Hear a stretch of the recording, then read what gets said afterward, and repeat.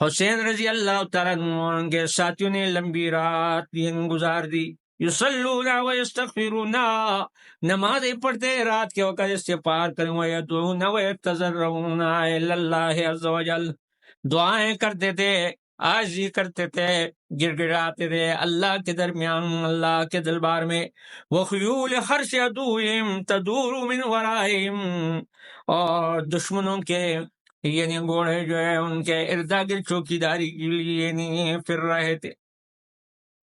سیدنا حسین رضی اللہ عنہ کے اصحاب نے کربلا کے میدان میں رات گزار دی۔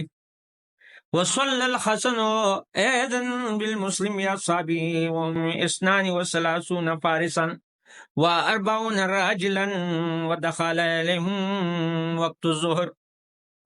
حضرت حسین رضی اللہ تعالیٰ نے نماز ظہر ان کے لیے ادا کی، اور اس کے اندر 32 شاہ سوار تھے اور 40 جو ہے پیادل۔